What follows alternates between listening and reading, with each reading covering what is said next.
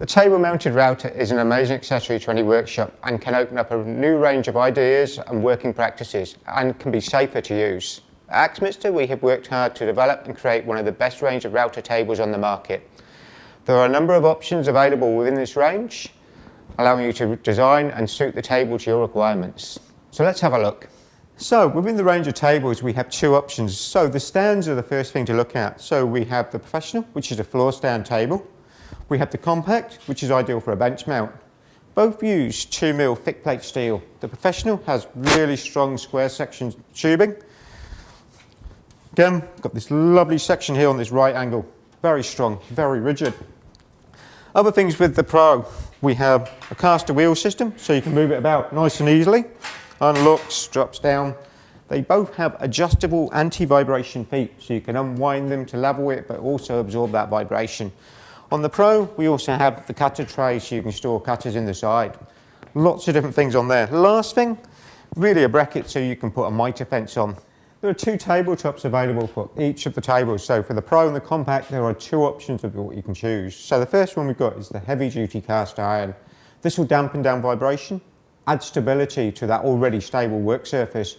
It's flex free and very flat. So these are ground to a dead flat finish.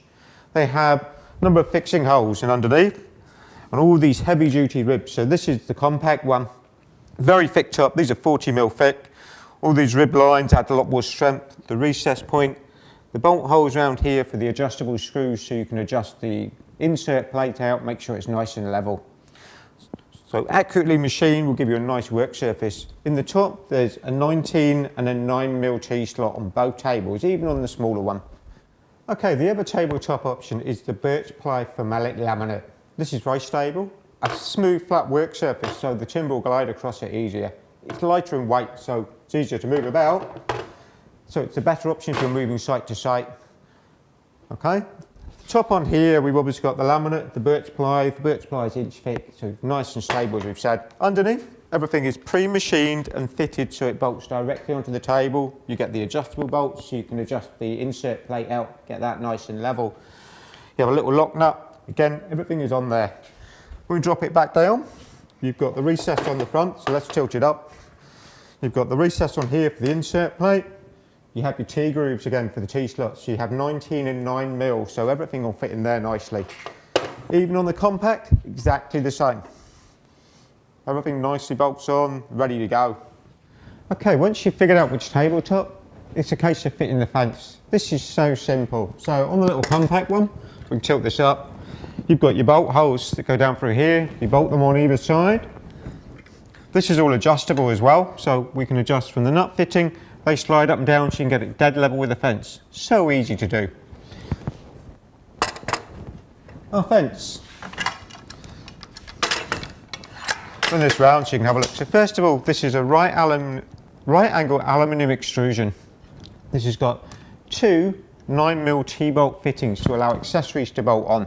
The handles are lovely and high, so they clear the top of the fence, give you really good access. Bring this back round the front a minute. The fascias are adjustable, so you've got 3 knobs on the back. We'll turn it back round. You can open and close those, so depending on the size of the cutter, you can adjust that opening. Turn this right round so we can see the back. Those nice long handles, the 3 knobs that lock the fascia boards, the clear extraction housing so you can see what's happening on there, make sure things go up the pipe. It's right in behind the cutter, so you're getting maximum use out of that. The 63mm accessories will fit straight onto there, so really easy to plumb that into your pipe fittings. We turn this back round. How does this sit onto the table then? Those nice long handles, you have the nut that will fit into our groove. Undo the nut a little bit, push it in. Other side. So we have our tabletop on. Now the beautiful thing with this is this fixes either side, so we can bolt it down. It doesn't have to be parallel, we're working off a straight cutter or a round cutter along that point. So we can even use one point to pivot off of. Really easy to do, but by fixing both sides, it stays exactly where you want. There's no risk of any flex. Other little things on here. The height is 95mm, so it actually gives you lots of support, very high. But the most important thing, that handle is so accessible. Okay, having got your table, your fence, now you can decide on which insert plate. So there is 6mm aluminium, so this is a single piece of aluminium, all pre-drilled to accept and go into the table, levelling screws in the corners, the fixing holes. The other 2 holes we'll run through in a minute. Insert plates, they drop in and lock in single twist. That locks that in, that reduces the hole size, so improves your extraction and stability across the table. So 6mm alloy, 10mm formalic. Again, all the same features, the lock-in plate, a little bit thicker. Next one is a 10mm aluminium plate. The back is all recessed. We have an insert plate that then fits onto the bottom of the router. So this bolts on, this loads into the groove. Come around that screw.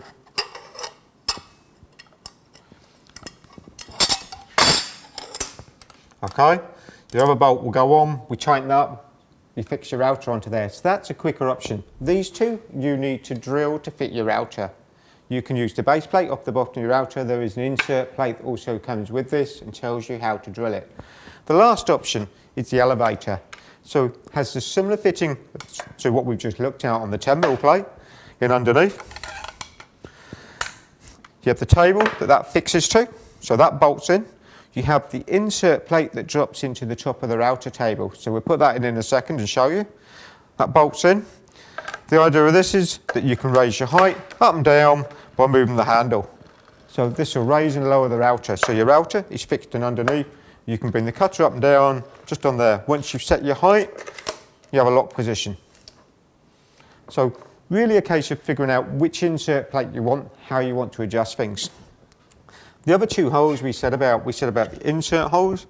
So you have a little nylon pin that will screw in. So this is basically an in-feed or an out-feed pin to get you safely onto the workpiece. So that's what that one does. These insert discs, there are a number of different sizes. So these are accessory ones. They have a variety of different holes. So we go from right down through a number of different sizes. So you can do lots of different things. Last one, quite important. You can use guide bushes in this with a threaded style guide bush into the back, lock it on. So one really good example for that is the R9 dovetail jig by Lee. Works on a guide bush, use it on the table. Has got to be central, that's a really good way of working. These aren't quite big enough. With them being formalic, you can easily machine them out yourself, so you can actually enlarge that hole quite easily. So that gives you your 4 different insert plates that will bolt in. Okay, so once you've got that insert plate, you've fitted your router to it, you need to drop it in and level it out. So all we've really got to do, put it in, drop it down. You get 2 bolts, go either side, they're countersunks, they're fitting there nicely. Be nice and flush, pull everything central. So just tighten those up.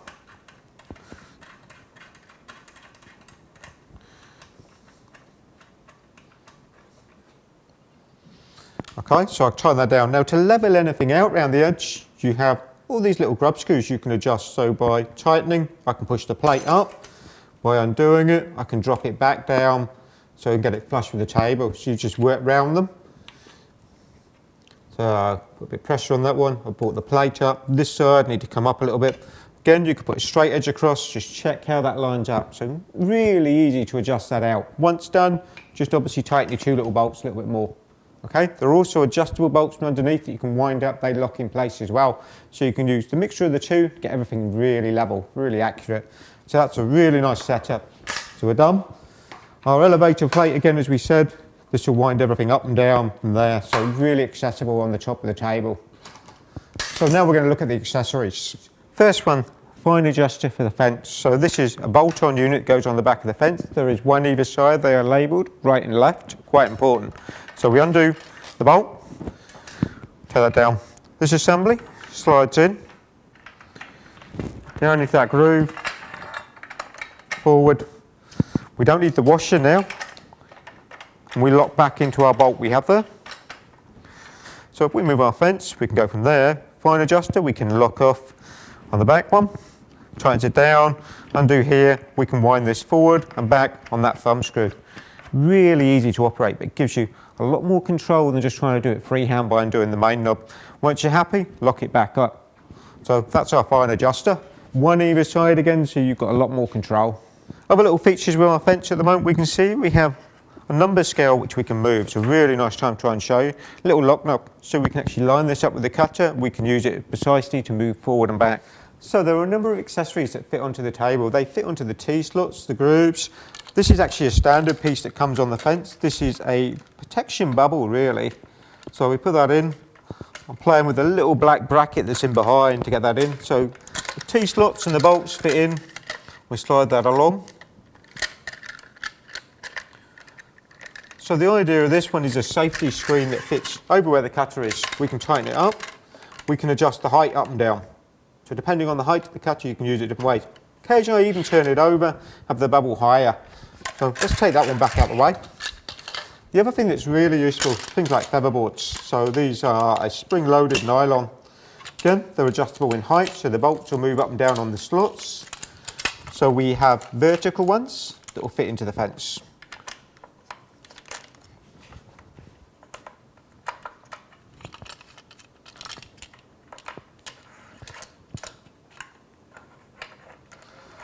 So we can bring those down. We can use them in line with the cutter. Tighten the bolts up. We have horizontal ones. These fit into the table, so they fit into the 19mm groove.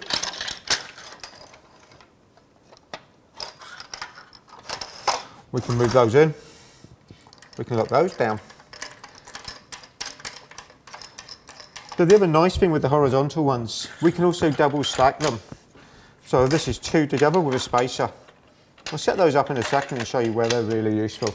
At the moment, the setup we have there, to give you a better idea, we pull the table around.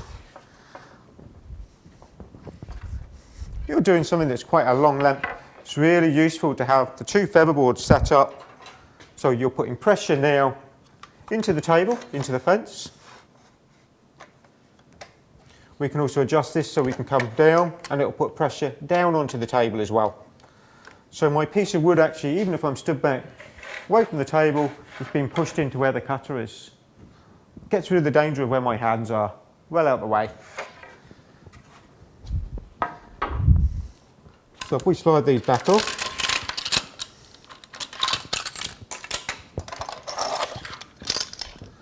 and we go with the double stack ones, again they load on exactly the same way, the longer bolts come in the pack. We can use these in line with the cutters. So if you're doing something like a really high skirting board, a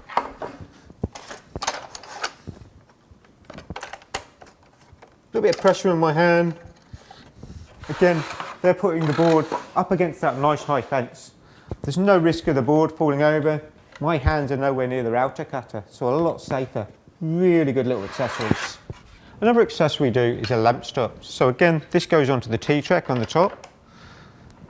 Undo the bolt a little bit, pull it over. Now, you could have two. I use them occasionally down the far end here. So I'm doing a groove in a board for a jewellery box. So I want to cut a straight groove all the way through. Don't want to come through this end. I need some way of stopping. So the reason I said I have two, I have one on the back edge so I can push it down onto the cutter, move it all the way through. Then the other board, we've got the cut here. I'd actually want to start on the front, come all the way through, up to my stop point, lift the board up. So really useful. The nice thing is that hinge, so that you can move it, you can open that up and down. We can position them anywhere. But that retractable hinge works so nicely. Makes it quick and easy to set up. That's our lamp stop. Another accessory we do, which is very unique, no one else seems to do one of these, an extraction box that fits underneath the table. So we have the compact top upside down. The extraction box has a hinge door for access, has an adjustable vent hole to allow a bit of airflow, a 4-inch outlet with a 63mm pipe that connects straight onto the main fence. So if we turn this over, the bolt holes are already there. This literally bolts down underneath any of the tables. So your router will be inside, you get your dust port on the back. So that's taking the dust away from under the router and above at the fence point. Very unique. Okay, another accessory that will fit onto here nice and easy is an NVR switch, a no volt release switch. So in other words, your start stop button is here. You plug your router into the socket in underneath.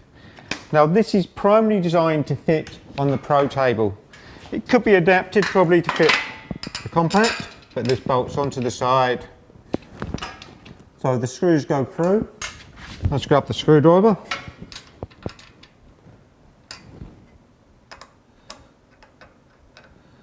Making this look more complicated because I'm trying to keep myself out of the way of the camera. We bolt this up.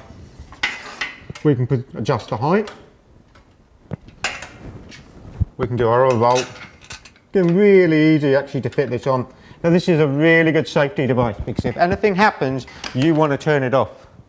There's nothing worse than having an accident and you can't reach the router. You've got the extraction box, start stop button sealed, but that's improving the extraction for you.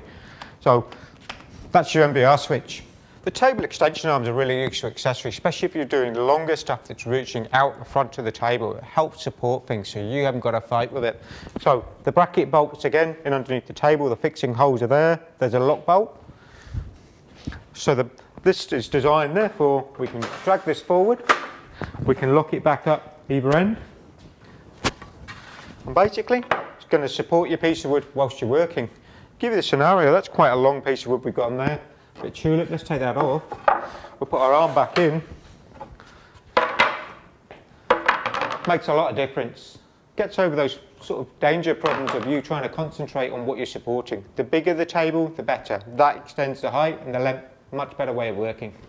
Okay, so there's a very extensive range of products that we do within that range for the router tables. So if you go cast iron, for Malek, doesn't matter which size table, compact, pro, kind of up to you and what space you have. I have the view the bigger the table, the more it will support your workpiece. A couple of other little things we do. We do an insert table and a work table that can also be bolted onto the stands. So this goes with some dog systems, a gluing up table, a work table. Go with your skill saws, guide rail saws, really useful. Again, you can easily swap those over, but a very extensive range of different router tables and accessories. Hopefully gives you a better idea of what to buy, how to get them.